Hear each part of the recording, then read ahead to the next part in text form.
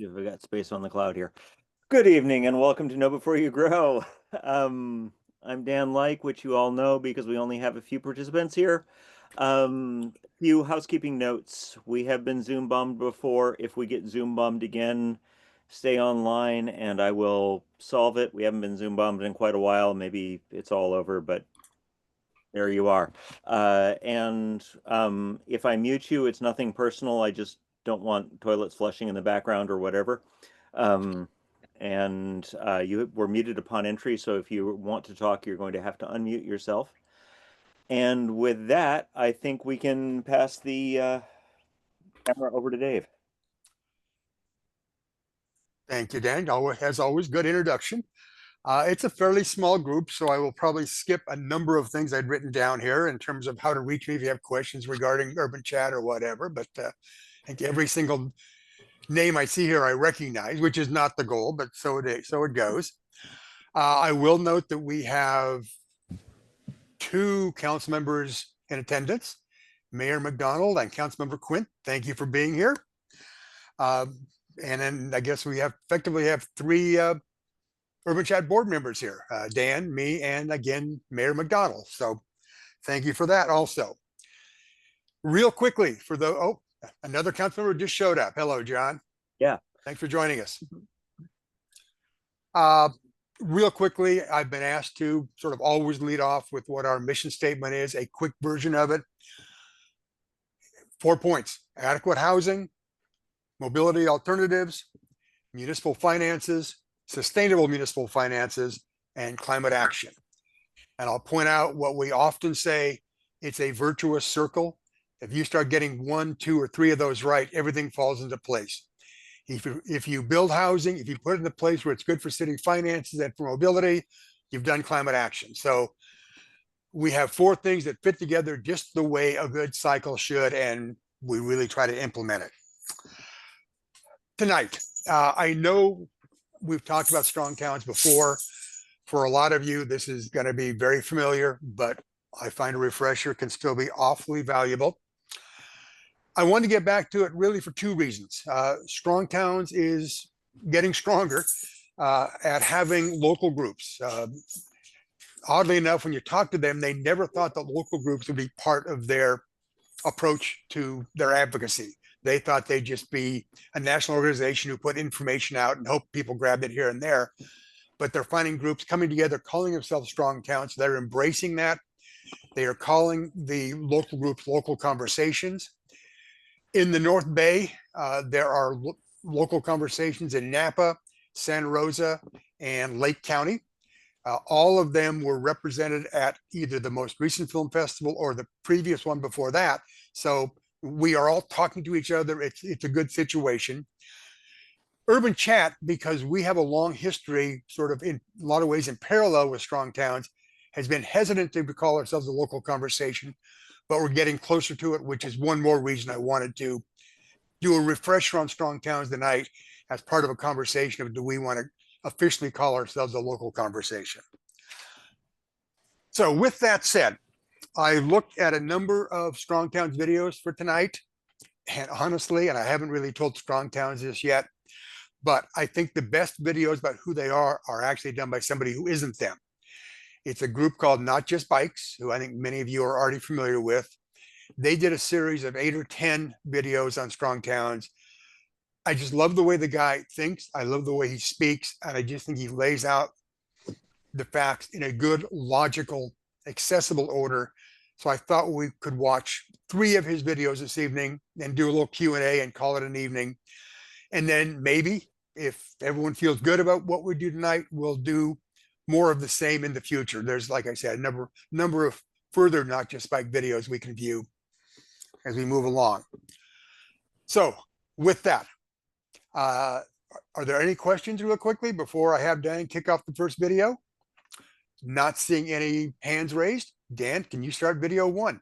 And then just move right into video 2 afterwards. No need to take a break. They're short.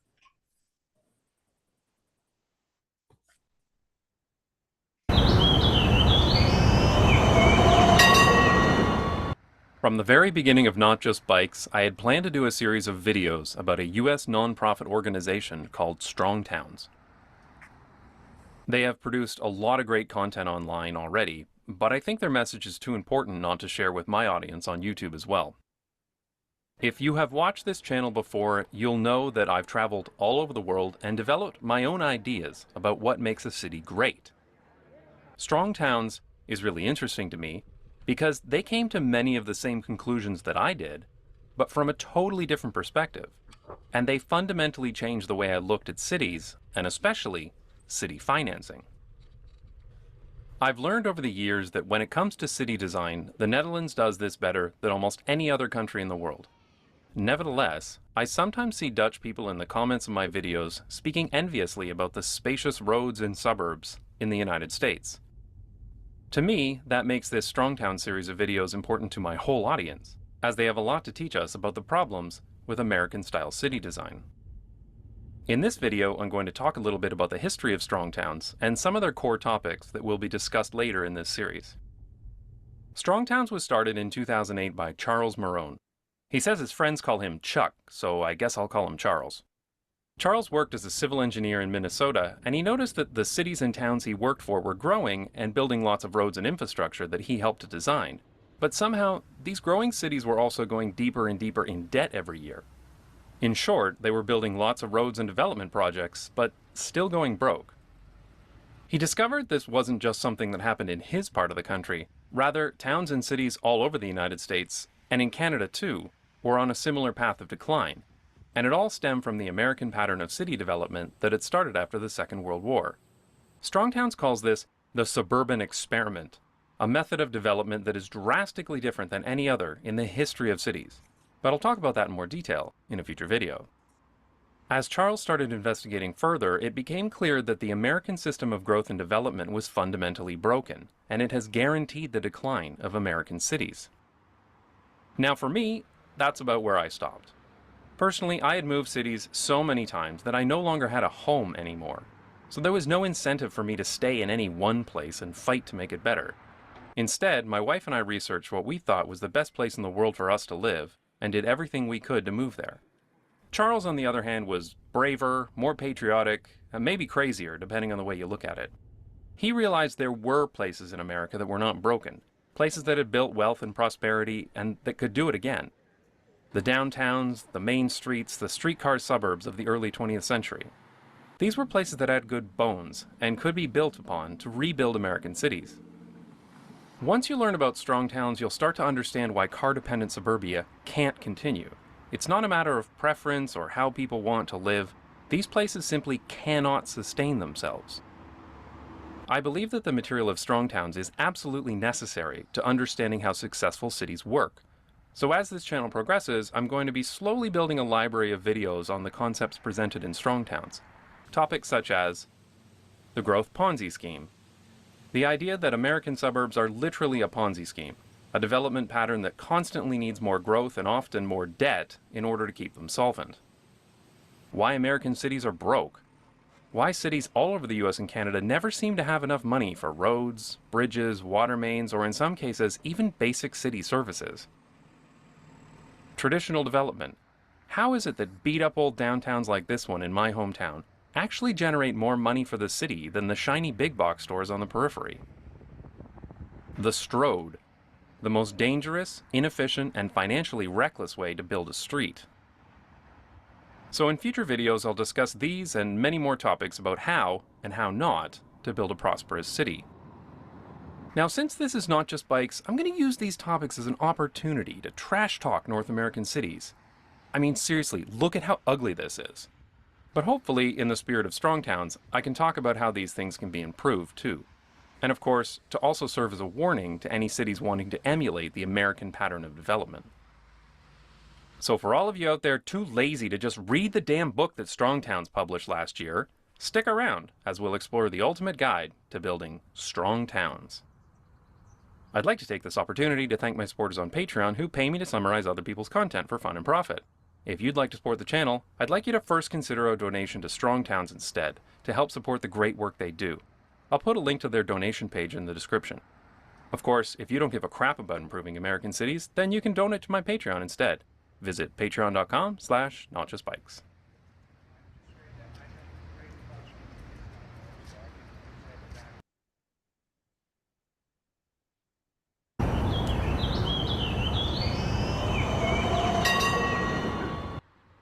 This video is part 2 of a series of videos on the research and writings of a US nonprofit called StrongTowns. If you haven't heard of them yet, you might want to watch part 1, but it's not strictly necessary. If you travel to cities all around the world, you'll start to see surprising similarities in the way they've been built. For centuries, cities were designed such that everyone had what they needed within walking distance. There may have been horse, rail, or streetcar connections between places, but once you got to where you were going, you could access everything you needed to on foot. Streets and public spaces were designed like an outdoor room, places that feel comfortable to be in and enjoyable to walk in. These are the kind of places Americans go to on vacation and then return home to their depressingly, soul-crushingly dystopian car-dependent suburbs. There's always a fine-grained mix of uses. A very typical configuration is commercial properties on the ground floor with apartments or offices above. Most critically, these properties are flexible. A shop might turn into a house might turn into an office. These are places that could flex and change depending on how the city evolved over time.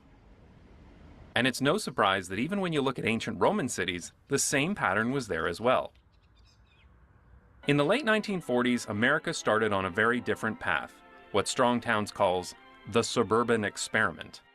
This is the American dream of freedom on wheels, an automotive age, traveling on time-saving superhighways, Futurama's free-flowing channels of concrete and steel.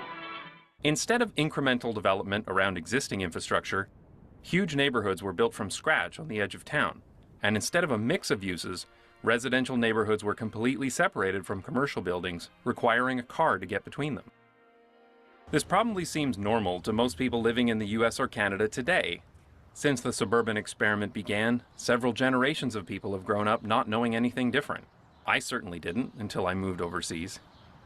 But understand this was a drastic change from thousands of years of city evolution that we've had to date. We've now had over 70 years of the suburban experiment, and we now know that the experiment has failed.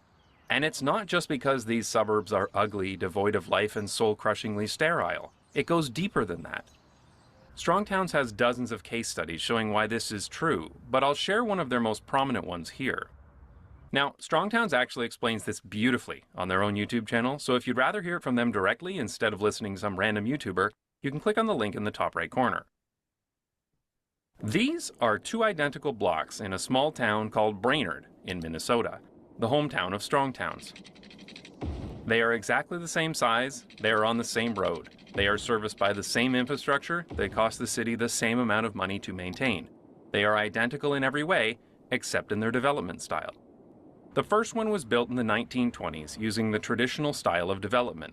It is a series of extremely basic structures, effectively the cheapest thing someone could build in this place in the 1920s. It's not exactly pretty, but it's functional, and it's flexible enough to meet the changing needs of the city, whether you need warehouse liquor, freedom firearms, or antiques and collectibles. But these buildings were never improved upon. Instead, after the 1940s, the city expanded rapidly outward, like every city in America, building into the suburbs instead of improving the places they already had. 2 blocks over used to look exactly the same. The city labeled it blight, which is urban planner speak for crappy and useless, and they bulldozed it. Then, a shiny new taco restaurant was opened in its place, using the modern suburban style of development. This development made everybody happy. It was a nice, new-looking building. It no longer had on-street parking, which improved traffic flow. The sign met the new code. It met the setback requirements. It even had pretty native plants and green space. Plus, now you can get Santa Fe burritos and bowls, pork streak tacos, flamin' hot Cheetos burritos, and even honey habanero chipotle barbecue bowl buffalo wing sensations. Furthermore, local guide Cynthia Endress said the lettuce didn't even taste funny. Why would the lettuce taste funny, Cynthia? Is this a common problem in Brainerd? This is literally the American dream. But nobody looked at the financial impact. That first block, The old, ugly 1920s era mismatched buildings had a total taxable value of $1.1 million. The taco shop, on the same size lot with the same amount of public infrastructure spending, had a total taxable value of $800,000. Think about this for a second. That old, decrepit 1920s block brings over 40% more tax revenue for the city, and that's after over 90 years of neglect. Meanwhile, that taco shop is new, and it will literally never get more valuable than it is right now. It's only downhill from here. This brings us to a harsh reality. Suburban-style development, even at the beginning of its life, cannot outperform traditional development at the end of its life. StrongTowns has many other examples as well, such as this 19-acre double big box store development compared to 19 acres downtown. Despite the fact that the downtown is old and most of the upper floors are empty, it still brings in almost 80% more tax revenue than the big box store in the suburbs. If you'd like to read more, I'll link to some content by StrongTowns in the description. We do developments like this all the time in the US and Canada. We're building car-centric developments often at the edge of our cities and letting our productive traditional buildings rot away. But here's where we get back to flexibility. What happens when a big box retailer moves or goes out of business? We see the results of this all over America and Canada, especially in the case of Walmart, who typically only occupy their buildings for 15 years. The big box retailer moves on, and the city is left with a giant empty site. Meanwhile, there are hundreds of different tenants in a typical downtown. What happens when one of them goes out of business? Literally nothing. A small shop might stay vacant for a while, but the area is flexible. A retail store could become a coffee shop. An office could become an apartment. A liquor store could become a cannabis dispensary. But in any case, there is almost no scenario where all of these businesses disappear at once. To add to this problem, commercial properties are supposed to be the moneymaker. Suburban houses are even worse, but I'll talk about that in more detail in a future video. The American suburban experiment is trading a centuries-proven development pattern and replacing it with something that is not only financially unproductive, but also extremely fragile. On this channel, I don't hide the fact that I love walkable places. I believe they are more enjoyable to be in, they're more efficient, they lead to a better quality of life for the people who live in them. But I now know that car-centric suburbia is not just sucking the soul out of its inhabitants, it's making them poorer as well. In the next episode in this series, I'll talk about how these financially insolvent suburban places have propped themselves up for so long, and what that means for the future of North American cities. I'd like to thank my supporters on Patreon who pay me to find restaurants where the lettuce doesn't taste funny. If you like this video, consider a donation to StrongTowns to give me more material to work with. Or if you just like to support this channel and get access to bonus videos, visit patreon.com/notjustbikes. So Dave, do you want me to go into the third, or do you want to talk first? Actually, probably I want to talk a little bit, and really more, I want to give chance for people to ask some questions, because Okay. number 3 goes into the residential side of it. I think talking about downtown separately is appropriate. I will respond to one question that came in on the chat. Nicholas Harris asked, does this property tax example hold up in California with Prop 13? Great question. I think the answer is not as well as some of his examples. However, in 2012, let me back up one step. StrongTowns StrongTowns often allies with a company out of Asheville, North Carolina, called Urban 3, that is a private consulting firm that does analysis of city finances. Where's the value come from? They do a lot of things jointly, go into a lot of towns jointly. In the early part of the last decade, let's say 2011, 2012, they were hired jointly by the city of Santa Rosa and the city of Windsor to do some research in Sonoma County. For whatever reason, we weren't involved. We existed, but we just hadn't connected. We weren't talked to about Petaluma, but Urban 3 did do some work in Petaluma, including a first cut analysis of where the most valuable properties were. Those of you who know the answer to this question, don't jump in with it. But for those of you who don't know, let me ask the question. In 2012, on a per square foot of ground space basis, what was the most valuable single building use, let's say, in Petaluma. Anybody have any thoughts? Feel free to jump in. Okay. It was what we now call the Hotel Petaluma. Back then, it was still an SRO, which we think of as a lower end, low value land use. It was the single most productive piece of property in town. And yes, per Sharon's comment on the chat, that included both property tax and sales tax. Since then, with the building having been reconverted to hotel, I have no doubt it is by far the most valuable piece of property in town.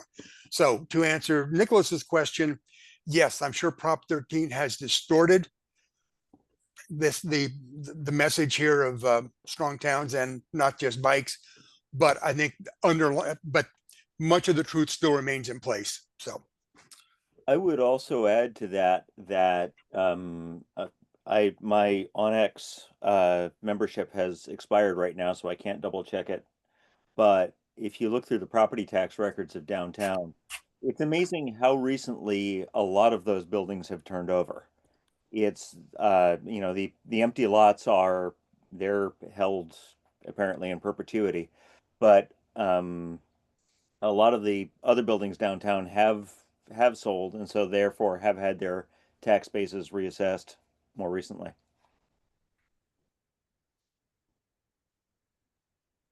I appreciate that feedback. Any other questions or comments? I mean, luckily, our zoning will prevent us from tearing down buildings and putting up a Taco John, but I think there's still good messages about where community value come from, financial stability, et cetera. So, okay, not hearing anything further. Dan, do you want to start video number 3? Let's let it go. Share. Oh, hang on. Let me yes, okay. I think you will get sound now. Come on. Welcome to the third video in my StrongTowns series. If you have no idea what StrongTowns is about, you might want to watch the first 2 videos, but it's not strictly necessary. American cities are famous for car-dependent sprawl. That's probably one of the first things most people associate with America after apple pie, baseball, and driving in soul-crushing traffic. But this wasn't always the case. American cities don't have to be sprawling just because the country itself is big. And up until the Second World War, they weren't. They were just as compact as cities found almost anywhere else. But after the 1940s, America started on a totally different pattern of development and began their great suburban experiment. But herein lies the problem. Because this American pattern of development builds places that do not financially support themselves. And the only reason they're still there is because American cities are a Ponzi scheme. If you don't know what a Ponzi scheme is, there are many videos on YouTube, but the very quick explanation is as follows. A scammer offers an imaginary investment opportunity, offering a huge return on investment. Investor A comes along and invests. Now, the scammer doesn't actually have the money to pay investor A if he wants his money out, so he takes on another investor B. He uses the money from investor B to pay investor A, pocketing a little for himself, of course. But how does he pay investor B? Easy. He just brings on investors C, D, E, and so on. This works out great for our scammer, but the moment that growth stops, he has a very big problem. In the end, all Ponzi schemes fail. It's just a matter of when. One of the key insights of StrongTowns is that the way that US and Canadian cities have been built since World War II follows exactly this model.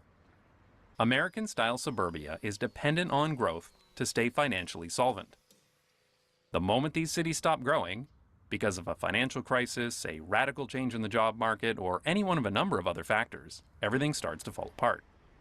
StrongTowns calls this the growth Ponzi scheme. Now, unlike financial fraud, the generation who started this process didn't do it intentionally.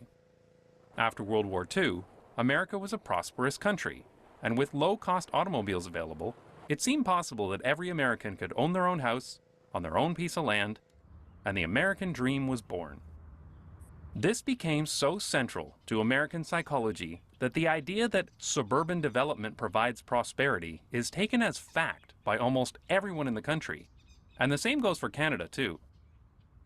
Part of the problem is how suburban growth is financed.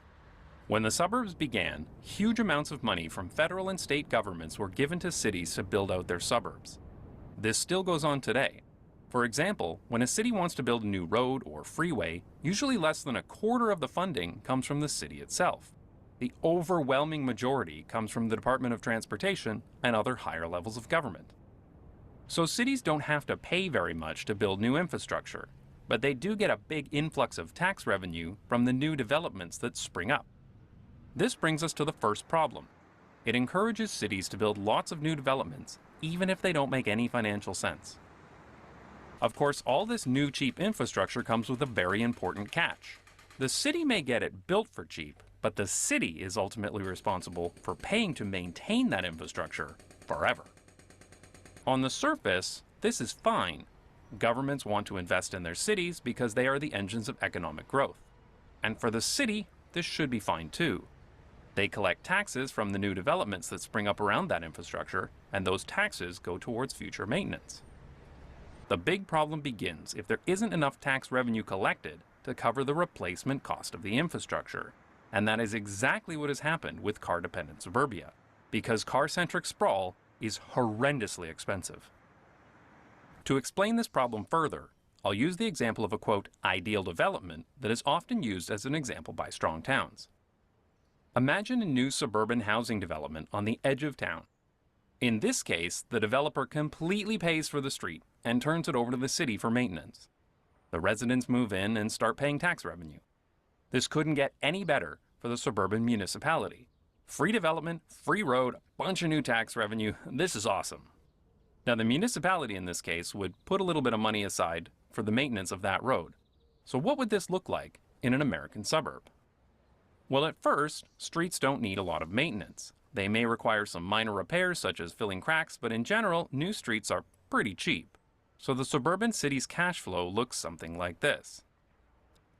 Everything looks pretty great until the end of the street's life cycle, because eventually all streets and roads need resurfacing. So suddenly, the graph goes like this. If the city were just this one street, it would already be bankrupt. But cities aren't just one street. They're made up of hundreds of streets and individual developments. So assuming a new development every other year, a real growing city's cash flow would look something like this, with new developments covering the cost of past developments. As you can see, growth covers the problem, and the city is financially solvent again. Yay, this is great! Let's build more! Lots of asphalt and free parking for everyone! But when you get a couple of generations into the suburban experiment, the maintenance obligations of the past start to catch up with you. Suddenly, your suburb's finances start to look something like this. Because when you lose money on every development, you don't make it up in volume. Now, it's important to note that this is an ideal case, as this model assumes near constant growth. In reality, cities have phases of growth and phases of decline, and this situation is made even worse because these growing infrastructure liabilities tend to show up just as a period of growth is over. Many Americans like to brush this off by claiming that cities do actually collect enough tax revenue, but it's all lost to corruption or inefficiencies or unions or whatever. But the reality is that most American suburbs collect only a fraction of the tax revenue required to actually finance their sprawling infrastructure. StrongTowns has several case studies about this, such as this example of a suburban road that needed resurfacing. In order for the residents to cover just the cost of their own road, the city would need an immediate 46% increase in property tax. And there are so many other costs to a city beyond just roads, such as sewer and water systems, sidewalks, treatment systems, pumps, water towers, stormwater ponds, as well as all the operational costs of running a city, such as police or fire departments. You can't just brush this off by waving your hands in the air and saying, Efficiencies. Sorry, worst case scenario, you have no problem with parking taxes? No, efficiency. I'll link to this and other cases by StrongTowns in the description. And Canada is not much better. An analysis done by the Halifax Regional Municipality found that the cost to maintain and service an urban home are well less than half that of a suburban home. But in most North American cities, the suburban home pays less property tax. This leads to an effective subsidy for car-dependent suburbia. Now, don't get me wrong, our cities need affordable housing. But the solution is not to subsidize the least efficient, least sustainable developments in the city. But that topic deserves a lot more explanation, so I'll talk about that in more detail in a future video. So it's clear that car-dependent suburbs are not financially sustainable. The amount of tax revenue collected by the suburb does not cover the replacement cost of its infrastructure. And so suburban cities become addicted to growth, any kind of growth, even second-rate taco joints, just to bring in enough tax revenue to cover their maintenance obligations. But we've had several generations of this suburban garbage, several life cycles of road, water, and sewer replacements. But somehow, suburbia is still there. So you might be asking yourself, how are car-dependent suburbs still around? Why is this still a thing? And what has kept it afloat all these years? Well, the answer is debt. Lots and lots and lots of debt. But I'll explore that in the next episode of this series on StrongTowns. I'd like to thank my supporters on Patreon who pay me to copy StrongTowns homework. If you'd like to donate to StrongTowns, visit strongtowns.org/membership. Or, if you'd like to support this channel and get access to bonus videos, visit patreon.com/notjustbikes.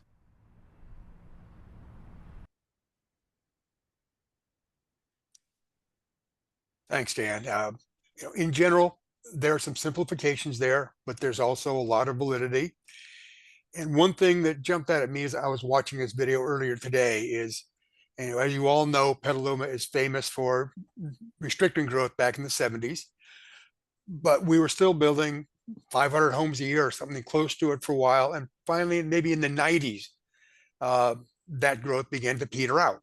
Local pushback, whatever, and maybe enforcement of our urban growth boundary also.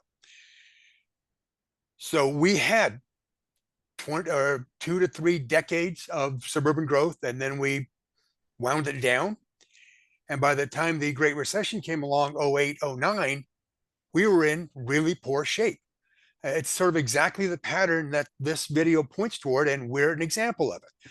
What then happened is eventually we passed the Measure U, the incremental sales tax, which was a boon and dug us out of a lot of the hole we were in. But I still think it was interesting how well the Petaluma history aligns with the theory that we just heard. So questions or comments? Raise your hand, jump in. Let's go with this any way that's comfortable to you. Eric, floor is yours. Thank you. I've been curious to learn, I suppose, easier ways to understand the cost of the infrastructure for certain developments. When, like my imagination goes to, like, let's say every half a mile you're out, there's X kind of cost. I know those are generic, but do you have any thoughts about how to think about that, or if there's some tools or easy ways to consider those kinds of costs? If the mayor wants to jump in here, he's welcome to. What I will tell you from my side, I had somebody ask me that question once in detail, and I tried, and it gets really confusing in a hurry because water and sewer by its nature has to pay for itself. Road don't. Power, communication, gas are handled through utilities. There's so many different pieces to put together, and I did it for him. It's been a couple of years. I couldn't even reconstruct what I did. But generally, I mean, it clearly shows that what we pay for utilities, property taxes, water, sewer bill doesn't come close to covering the long-term costs. So and if we want to dig further into the numbers, happy to do that, just probably not in this venue. Thank you.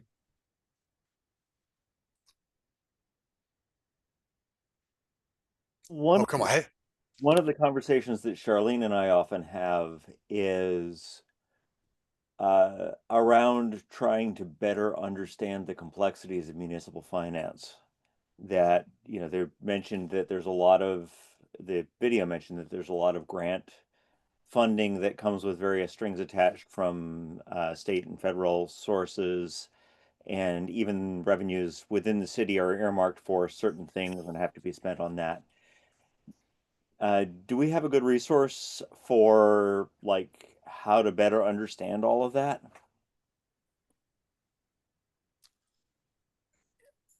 I don't want to claim this committee is going to have all full knowledge of everything you just raised. But we do have a municipal finance committee of Urban Chat now. They've been using a couple of different tools, particularly the StrongTowns financial analysis spreadsheet, to try to understand Petaluma's finances a little better.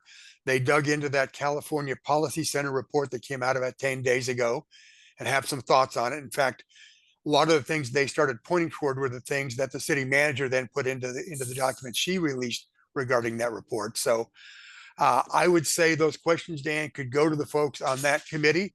And actually, one of them is here tonight. Eric is on that committee, as is Sharon, who I think is also here. Nathan, who is here. Damn, it's a good group. And then Keith Schilt is the other one who's not here. Oh, and Matt Scoble also.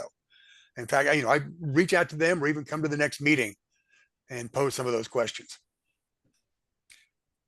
And I noticed both the mayor and Councilmember Quint. And I think the mayor got there first. So, Kevin, what you got?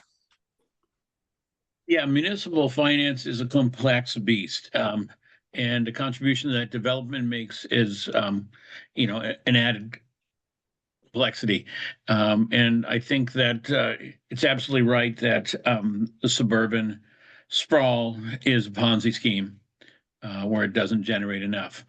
But just looking at, say, the city's budget and its infrastructure requirements, it's important to recognize that a number of the expenditures have dedicated revenue associated with them. So like all your water and sewer, they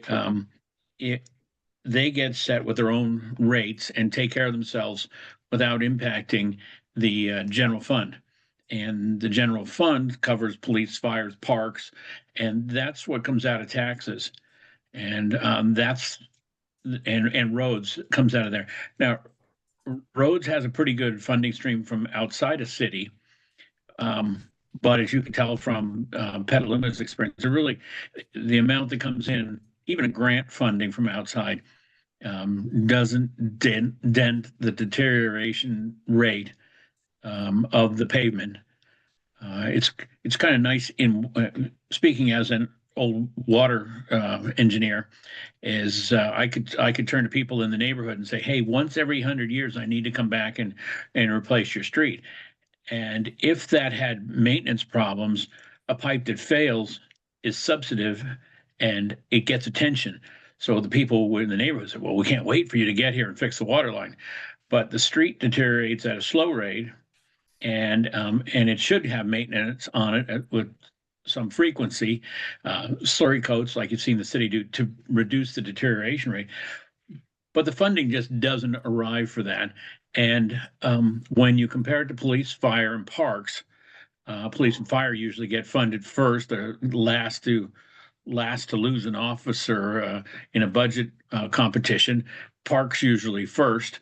And so these different areas of municipal finance, it's important to remember that their revenue streams are secure or imperiled because of the ways we've set it up. And for the transit explanation, I'll defer to Councilmember Quint. Did you want to touch on that? Well, I wasn't going to touch specifically on the transit piece. I had some other thoughts that I wanted to share. All right. Well, I'll hit transit a little bit. Most of transit is not out of general fund either. It's somewhat in the protected class, and then in addition to all the necessities that we figure out for the city, there's the social agenda influence, and I'm lumping climate into what I might call a social agenda as opposed to a budgeted enterprise like water sewer. So if we decide that we want to have less people in cars causing pollution, and if we decide that transit is the answer, or if we decide we have a parking problem or a traffic problem in a certain area and think that transit can reduce the car count and the parking count in that area, we might push general funds into that, or we might try and get grants on it. And each city is successful to different rates. Not all cities get selected for grants to the same success rate. So all these things get mixed up into, why can't our city, I mean, we're a robust city. Why aren't we doing things? And then the last thing to remember is that in the 1990s, Petaluma grew at a rate of 2.5% per year, meaning 25% over that decade. And then over the last 2 decades, it's since the year 2000, the growth rate in Petaluma is at 0.5% per year. So about a fifth of the rate we had before. So more and more of our problems come home to roost because we got off the Ponzi train at that point. We were no longer, we'd done all those big subdivisions on the east side. Now, with 100, 200 houses a year, we don't have that Ponzi scheme available to us anymore.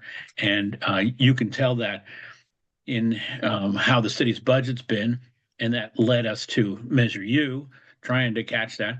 But there's so much deferred maintenance that not much is going to catch us up. And all our expectations as a society are higher now. There's more. Well, there's more social complexity, and I'll stop here. Thanks. Thanks, Kevin. Good thoughts. Frank? Yours. Yeah, Kevin, what you were saying there right at the end is a good segue to sort of the thoughts that were on my mind. It's having this conversation, watching the videos and sort of thinking about the history of Petaluma's development. I was wondering if the folks that all the way back in the 70s, when there were really the first iterations of the urban growth boundary, and when that was originally passed, if they were aware that they were constricting that future growth was going to put the strain on the finances that it was. And I wonder if if the decision would have been different at the time. I'm grateful that it wasn't. And you can it doesn't take someone with a PhD in economy or in economics to understand that the cost to maintain all of our infrastructure is not supported by the property taxes and the taxes that we bring into the city. But I'm wondering if at what point Measure U certainly has offered some relief to this, but if we continue down the same path of infill development, it's really kind of exciting to think about the future, where if we I wonder what that tipping point is, where as infill development really takes hold, and you start having enough properties that are within the within the city limits that are able to contribute enough tax dollars to actually, when that catches up with the infrastructure that was built, and we can maintain it. But it's really, it's a real, Petaluma's a great place. People that live here love living here for many reasons, but that urban growth boundary and sort of getting off that Ponzi scheme train really makes it difficult for a lot, for funding and financing a lot of quality of life issues. The things that you talked about with the parks. Our parks, in my opinion, are in relatively poor shape. Would love to, be able to invest in those. Our active transportation infrastructure, while it's getting better, and it continues to improve year by year, it has a lot of work to go. And And so, you know, that strain really does put, you know, it impacts all of us and the things that improve our quality of life. Anyway, yeah, I guess part of what I want to, you know, I want to leave you with is, at some point, I hope that we catch up where the, you know, where the infill development starts to really, you know, be able to sustain the infrastructure that we have. And if you have any thoughts on that, I would, you know, love to hear them. Just add one more thought, Dave, in there, is that we talk about Measure U a lot in Petaluma, and you got to remember that's a $15 to $18 million contribution to the, you know, tax that goes to the city for a lot of important general fund services, but the city's budget's 300 million. So, you know, 15 to 18 million is very helpful, but it's not a complete game changer. John, I have a couple things to add before we turn to you, if I could. Housekeeping, it turns out that Keith Schilt is here. He's watching on his wife's computer with her. So the entire Municipal Finance Committee of Urban Chat is present, which is incredibly good. Thank you. Next up, Matthew Ridgway, sorry about that, Matthew, points out that parking requirements have changed financial viability of cities. And I think the best example we saw in those videos is Taco John. You know, you put 2 or 3 restaurants the size of Taco John's on that parcel without the parking, and it really does compete effectively with downtown. It's the parking that makes that project less financially helpful to the city. Terry Johnson asks, are we planning better for, you know, the end of the Ponzi scheme? I think the answer is, and if Kevin wants to jump back in later, he can do so. I think under Prop 13, there's just so much we can do. We just can't build reserves to really deal with the end of Ponzi as well as we might like. And then lastly, one thought with regard to what we should be doing as the Ponzi scheme comes to an end. I've always argued that a combination of urban growth boundaries and Prop 13, the rational financial decisions for cities was to start going vertical. It's the only way to make it work under Prop 13. Well, that may have been the rational financial decision, it was not what the voters understood, and no politician could have reasonably proposed that. So at that point, we were walking down a dark corridor with a bad result at the end. But John, okay, go ahead, Kevin. Sorry, John. Yeah, just a tidy short thing. You know, we're talking tonight and focused on suburban sprawl and focused on this Ponzi scheme, but it's not the only changing dynamic in the world. Our retail sector has been, you know, trashed by online services, so that tax base has fallen away. There's just so many dynamic sections that we need to be trying to address. Addressing, you know, you can't address one and think you got anything going on. You got to address all the variables concurrently. Comprehensive solutions. Could not agree more. Thank you. John. Oh, thank you. Well, what you've just said the last couple of minutes, was some of the things I was going to add in there, that Kevin mentioned is not the only Ponzi scheme going on. We also have Social Security is basically a Ponzi scheme, which is working great, okay for the time being, but we're going to be in trouble. It's just a matter of when it gets into more severe trouble. Our education system, which is highly supported, and all of a sudden with declining enrollment in certain areas like our schools are locally, and then they didn't plan for that. And then a lot of the monies that came in from the federal government is disappearing. Our social programs are the same thing, are getting cut. So this is not the only issue that we're facing, but the solutions are all going to be coming in the same direction.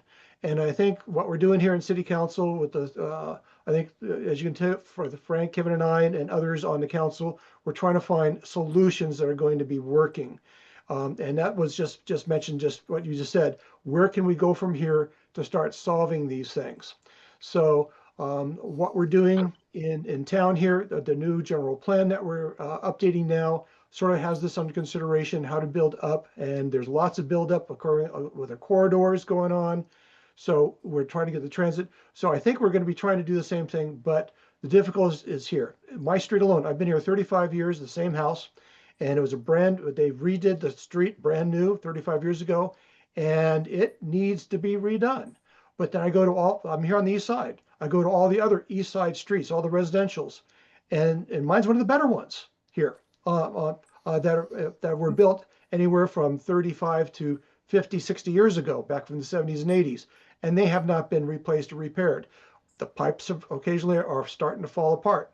So we're now facing this whole thing. I think we're just working on Madison here and there. We are investigating, we're doing the pipes, working it out. So we are working on it, but we're coming troubles. And with the current administration and what's going on in our social lives right now, as well as other things going on, it's just going to get worse because social programs are getting cut. So how do we fill in there? So solutions for this Ponzi scheme is, well, we've already done it. We're only going to be growing in one area, not the 5 areas that we've designated. We're going to plan that to be more like a little city with all the services right there in walking distances. We are working on the pipelines underground, doing those same time. So our city, fortunately, is being very efficient in everything that it is doing in the manpower and operations. So I'm pretty proud to be here in Petaluma that we're doing all this good stuff. We're still going to be in trouble here shortly. And after just talking to Peggy, our city manager, about future prospects, she says, get ready. Austerity may be coming depending upon what happens in our near future. And again, our federal government and our whole system is based on continuous GPD growth. I mean, expansion of our growth model, which is not sustainable.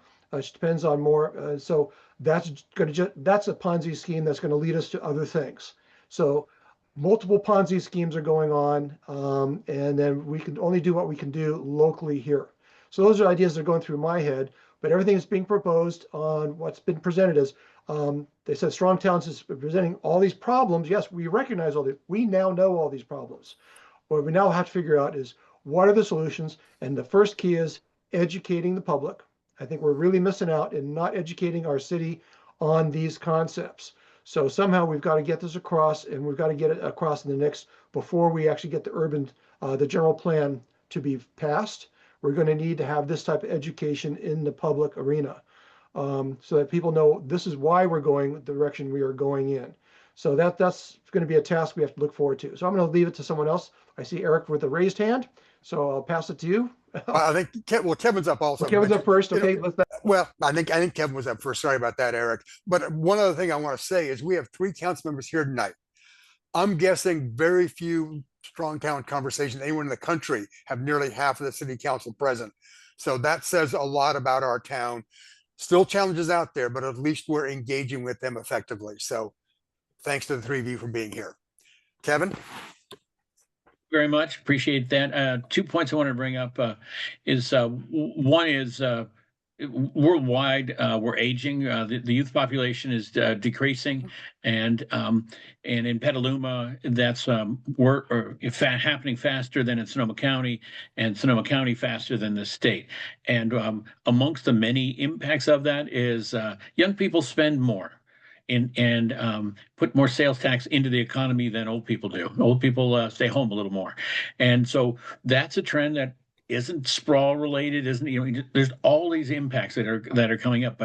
But since part of attracting young people is housing policy, some of this could be addressed with better housing policy or better housing economics. The second point I wanted to make was, we're not the only ones feeling this crunch. We're not the only ones looking at solutions, and infrastructure includes the firehouse, the police station, those kinds of things.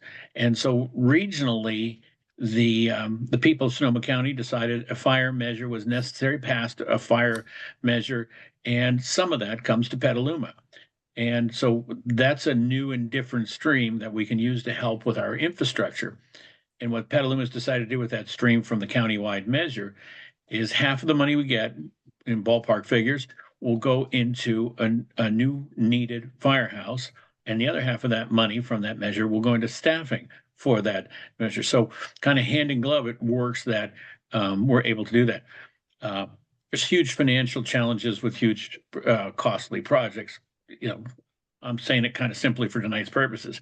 Alas, there isn't the same for police stations. So police station funding comes out of local revenues, and local revenues for this kind of thing usually means Measure U. So just wanted to add that regional perspective on it too. Thank you. Eric? Yeah, there's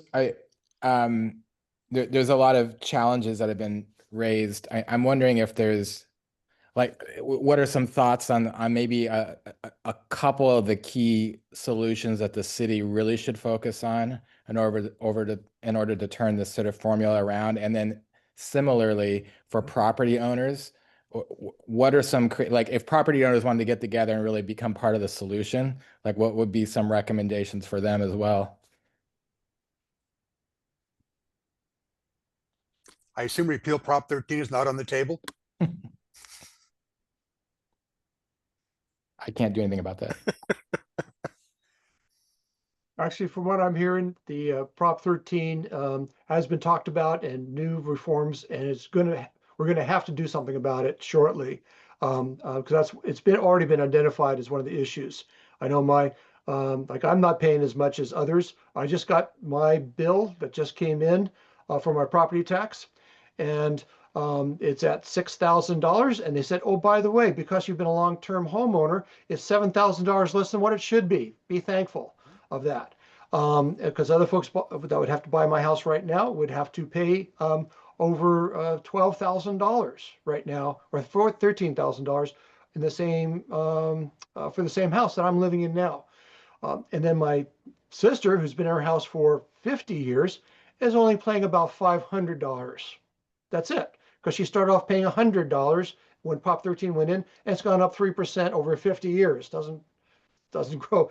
So that's another issue. So we have to reform that. That's just one of the things we need to do at the state level. But there's so many things we need to do at state and federal level. But do we just go after that? And at the same time, what do we do mostly? I think what we need to do is work on the local level as much as possible and just support the folks working at the state and federal at this time. So where do you put your effort? Where do you put your dollars?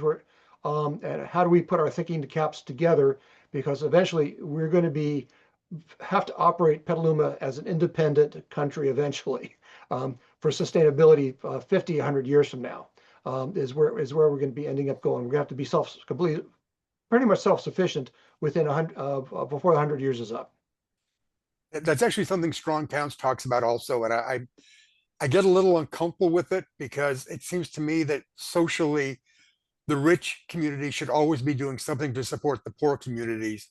I've had that conversation with Chuck Marone, and his response is, wouldn't it be great to get to the point where we have to have that conversation, but we're not there yet? So, yeah, okay, we're on the same page, John. Kevin, is your hand still up? Yes. Okay.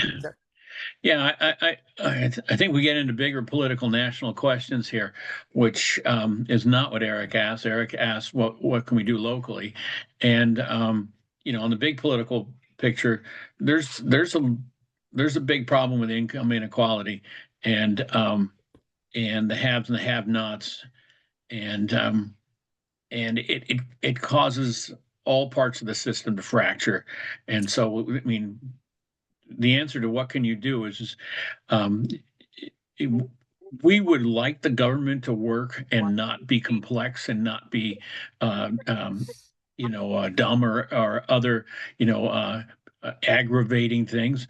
But in a sense, because we're so fractured, it's going to be an ugly public process. And so it's incumbent on all of us to recognize more that we do need to know more.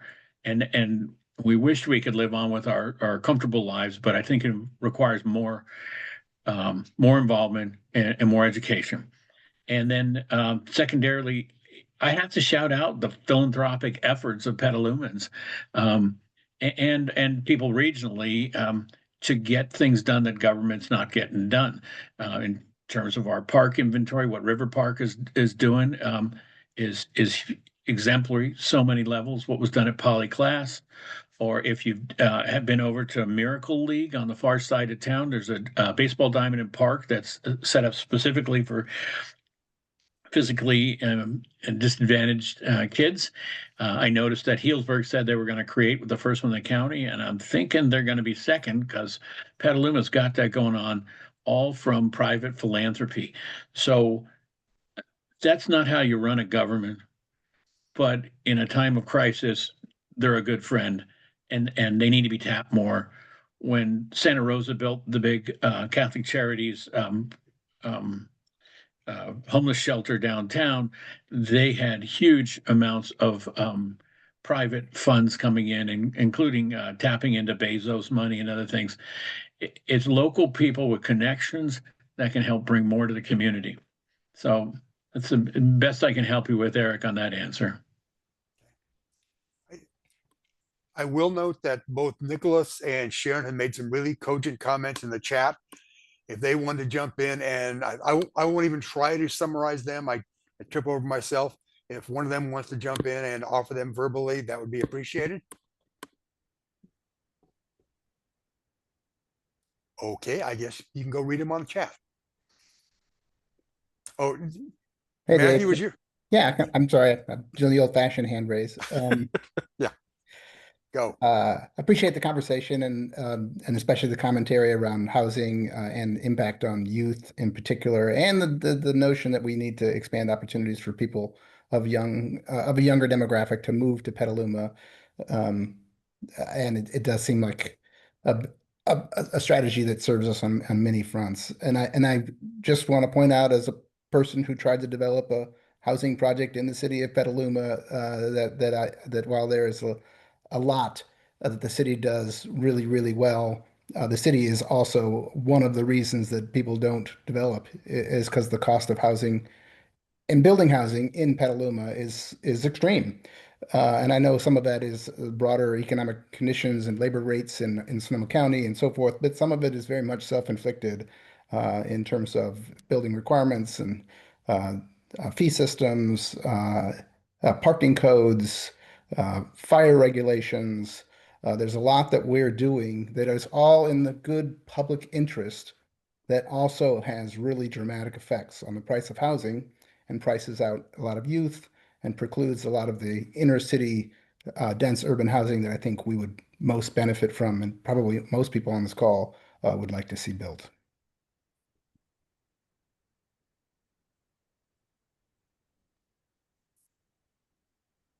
Anybody else want to raise a hand, jump in? Sharon says she can't raise her hand for some reason, but she wants to speak. Sharon, Sharon, jump in. go for it, Sharon. Oh, and I see Nicholas making the same comment. Okay. Sharon, I called on you first. Do you want to, and you're on mute, so you might need to fix that.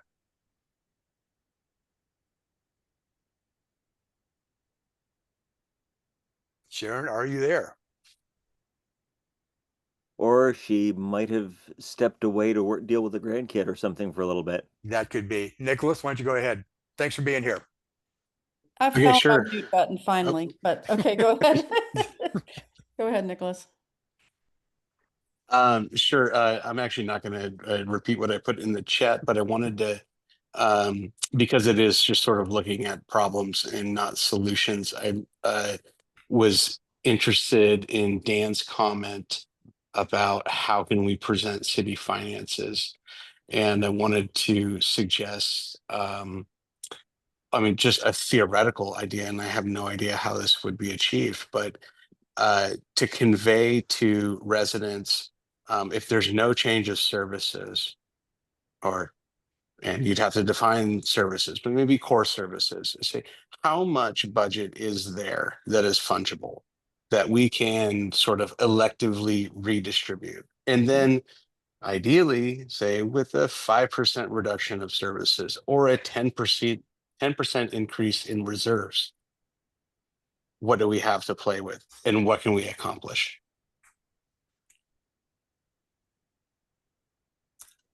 I think it's a fun question. We will toss it to the finance committee and see how. Let me Go ahead. give the quickest answer I can, if I can, which is general funds in the neighborhood of $75 million, and and it has a reserve basis on it of 15% in the bank. And so if you cut services from there, you would be cutting. You could electively cut a police position. You could electively cut fire position. Those are things in there. Those would have consequences, especially fire has a coverage ratio where it's hard to cut an employee when you need a coverage. You could cut parks maintenance. There'd be a service performance drop. It's You could cut service hours at a counter where like over the counter free planning consultation. And by free, I mean not on a project where they cost recover it. If a project comes in for planning, they bill the developer for it. So what you're talking about is counter services, probably meaning a counter day lost. And similarly like that, probably like a building inspector, you kind of have to let the inspectors be out in the field when they need to be in the field. But there's a whole range of that could occur, and the one we're looking at now, we got took a little bit of a spanking on recently was animal services in the city's underfunded and underperforming and under infrastructured, and so the suggestion is several $100,000 needs to be put into that. Well, that's a value decision. If you have a limited dollar in this coming year, you have one consequence. You also can do things like you can not increase labor rates and it's a union. All city employees are union, so you can say, hey, Mr. Firefighters, we're not going to give you what other agencies are getting. Then you see a lot of loss of retention, people shifting jobs, and that costs you in retraining and so all that gets mixed up in there. And I'm not sure how the best way to do that in an elevator speech to the public, but I'm open to working with you, Nick, on trying to explain how that all goes together. Thanks, Kevin. Nick, any response? Yeah, no, I'm actually really looking to Nathan and some of the other people on the finance committee. I think that at least graphically and visually conveying to the lay public really how tight the elective finances are, because there's the headlines that sort of grip. For instance, Luma Ice, loved by the community, a wonderful thing, but had a financial loss, and it's very easy to throw around. And the implication is that there are funds out there that are fungible that can be directed towards other things. So that's sort of where I'm going with that, in that maybe we can't really easily show how much money there is to throw around, but maybe demonstrate how tight it is. If I could, It's a great comment, and I'm gonna throw an anecdote from a different place, but it's always one that kept popping into my head. The best friend through a good part of my life, my best friend, became the Oregon State Treasurer late in life. He pointed out to me that the voter mandated spending of state revenues was 102% of projected revenues. So by definition, you're in the hole before you start. Yeah, and that's Oregon. You'd like to think they're more rational than we are, but perhaps not. Eric, I think you're up next. Yeah, I'm sorry. Nick sparked something. Just by mentioning Luma Ice, and then also mentioning visuals, like I think as part of the finance committee, it would be kind of neat to pick, well, pretty neat, I think, to pick several well-known projects, or at least if not well understood, just that folks know that they're happening and they have interest in them. And be able to, like, it's not everything going on in Petaluma, but take like a sampling of 10 things that people are really aware of, whether they hate them or love them or whatever, and just kind of reveal the costs and impacts around those. So those each in a microcosm can be talked about, but then they can also be thought of in a collection to say, well, we could at least start thinking about trade-offs around these things. And people might be a little bit more motivated to actually really understand them better because they already have a foothold. I don't know, just some food for thought.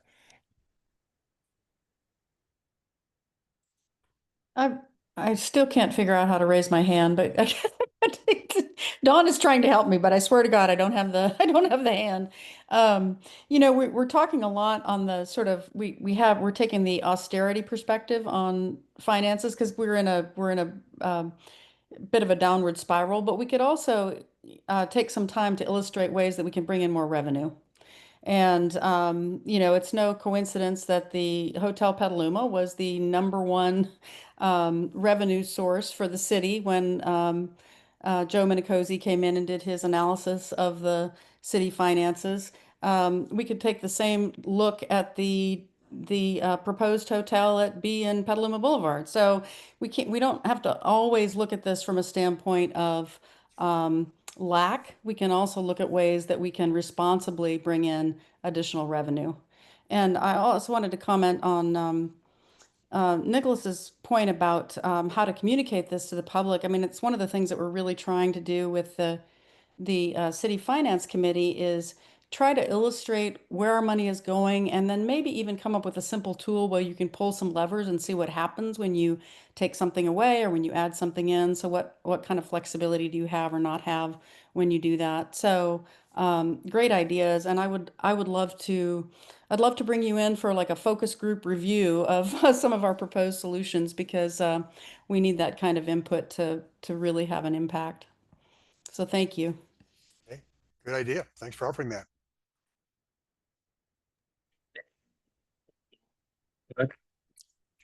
Kevin, back to you. And yes, so the city's already moving into that austerity, and several organizations that they have relationships with, they are cutting already in light of next year.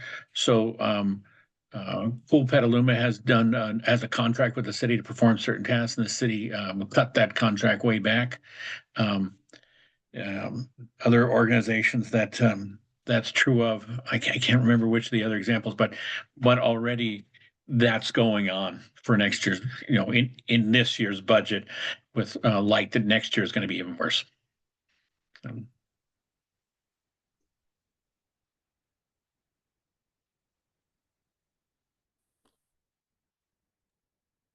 on, we can't end on that note. That's too much of a downer.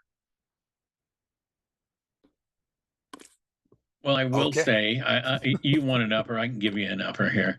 So, Well, I'll we also note that I think there's a before we go for the downer or before we go for the upper, Aaron just dropped a question in the chat. Okay. Yeah, hey folks, I'm happy to speak to it as well, but just dropped it in there. For the sake of recording, why don't you just read it to us? I don't know if I could read it not looking at it, but I'll just say it in the words that come to me. I've been here in this city now for 11 years, so obviously a lot less time than many, but it's just it's constantly been on my mind that there are so many places throughout the city, particularly on the west side of the city, but really across the city, that are just brown fields that are not being developed. And I'm sure there are good reasons in many cases, but it just seems like a very pervasive issue. And when I hear the discussion about revenue and about development driving tax revenue and economic activity and all the rest of it, I heard the comment earlier about how difficult it is to develop in the city, and I'm sure those are real issues. But I'm just curious, it just seems like it's beyond a given location. Like the one I mentioned in my comment there was the few parcels that are between the downtown railroad station and the river. But those are just examples. I think there are numerous other sites that are not being developed that are just kind of sitting open. So yeah, just curious to hear if kind of what could be said about that. Who wants to start? I'll throw a few words in, and then Kevin, you could probably add on top of it. It's hard to generalize. Every site is different, but looking at one of them, which is the site not right next to the train station, but on the other side of the transit mall between there and Weller, closer to the river, because of time, that site has been pretty much remediated. The issues that were there are, are recurring or being resolved naturally. The problem, though, is just the cost of construction. Now, that is a hazmat site, but it's only a small part of the overage in the cost that prevents them from building. I think rezoning could perhaps create enough value that construction then does become viable, but that's a conversation we're just beginning now. So, but beyond that, there's so many other specific situations. It's really hard to have that conversation in this kind of a setting. Kevin? First level of answer is economics.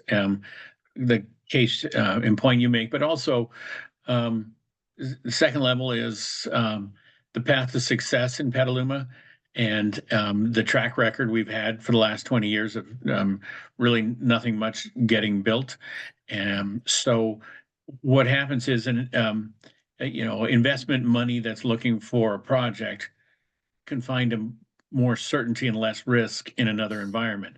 So it doesn't come to Petaluma. That's not to say that things aren't happening in Petaluma. When I say nothing includes subdivisions that have gone in right across the street from Casa Grande High School.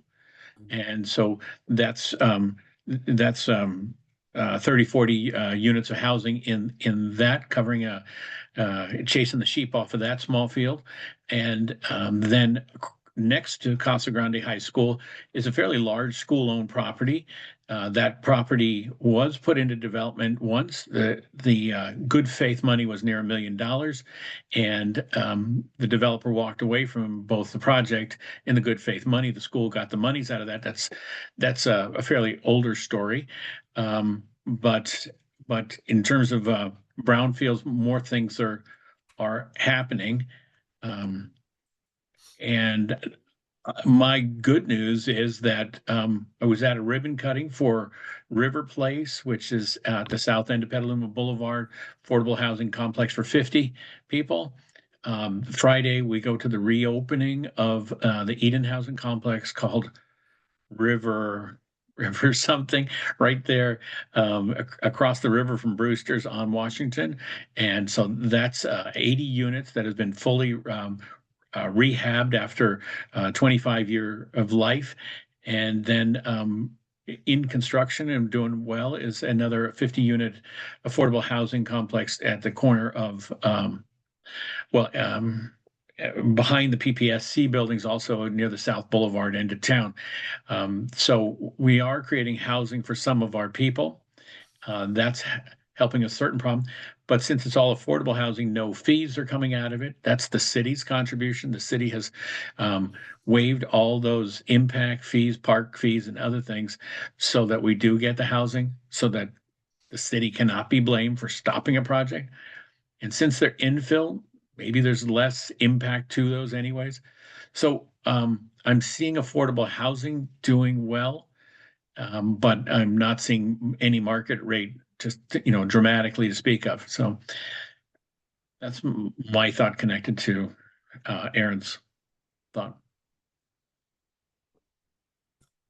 Thank you. A lot of folks haven't joined the conversation yet. Anything else? So the other thing that we had was Nicholas asked about why Oyster Cove paused. And I think you have anything I said would be a restatement of what you told me with errors. Well, and I'm not sure I have it completely right. I have talked to the developer. His comment or his description is when they began grading for the project, they came across an unknown source of hazmat. It wasn't particularly expensive to remediate, but there had been so many concessions given over time that it was the straw that broke the camel's back. They had a number of meetings about how to allocate the costs of remediation. Nobody wanted to budge. Eventually, everybody walked away.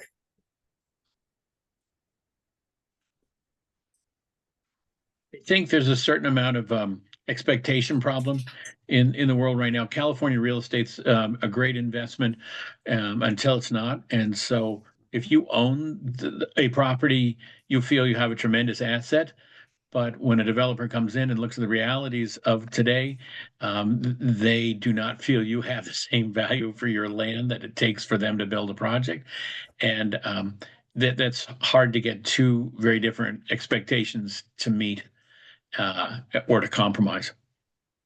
Good point.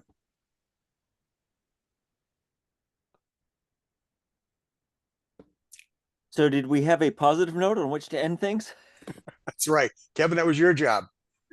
That's it. I put an awful lot of work into the homelessness situation and the low end of the housing market. And I feel that the last few years have been good at creating affordable housing. Certainly better in creating affordable housing than creating market rate housing. That's where I keep my hope. And then once you're making the final note, John Shrib's hand popped up. So John, I guess you have the final word. Yeah, I just wanted to end up on a positive note. We even have high-end housing going on right next to Helen Putnam Park there with the roundabout going in. So, and Kevin mentioned several things that are going on. We did the Viva apartment complexes went in, more higher-end apartments. We had the Marketplace right there. We're near I live in the so that is a positive thing. So we have been building some housing at all levels, like middle, high, and low, not just low. So that's all good things. And as I said, we are working on this general plan and really trying to incorporate all the positive solutions that we can at the moment to move in the right direction. So we're working on it. What we do need is more support because the NIMBYs are taking control of the voice of the folks that show up. And we need more YIMBYs to show up and voice their opinions of what we need to do. If we can get more of that to go move forward, because we're facing this philosophical thing of, oh, the NIMBYs are going, oh, I don't want this town to change. I like it the way it is. Don't change, basically, because it's going to be destructive to their personal lives and what their viewpoint, their perspective. So that's where we do need some help. I know the city council is moving forward with all these ideas. We have a majority that wants all this stuff. I just joined Abundance Network of Electeds. I've applied for the to get their extra services over this next year. I hope I get in. It's worth thousands and thousands of dollars being donated if I can get into that program. So we are working on it, but we are going to need help. So anyway, just my plea there to put us in a positive direction. Thank you, John. And you know, John, something you said reminded me that at the beginning of the evening, I did not talk about upcoming Urban Chat events. I should have. 2 weeks from tonight, we will have our next forum. We will be talking with an author of a newly released book called The Civic Brand. His approach, the book's thesis, is that if you come together around a brand with all the related aspects of what that brand means, you can really move your community forward. I agree with him. I'm not sure Petaluma would be able to get to that brand today, but he's got about 45 pages on how to do public engagement, including dealing with the folks who think the city was perfect 40 years ago and want to go back to it. I've asked him in his presentation, we'll all be on Zoom again, to really focus on his public engagement comments. I think they were just dead on target. Beyond that, we have our monthly lunch. The morning after that would be, or not lunch, midday after that. That would be Thursday the 23rd. The forum I'm talking about would be on Wednesday the 22nd. And then in early November, we're going to talk about some vacancy studies that we've been working on. So I think that's still the plan. If you are not already getting our email, please sign up to do that. And as you can tell from this conversation, there's a lot to be done, and we can find a role for anybody who wants to be involved. Thanks for being here. Thanks, Dave and Dan, and everyone. Thank you. You're welcome.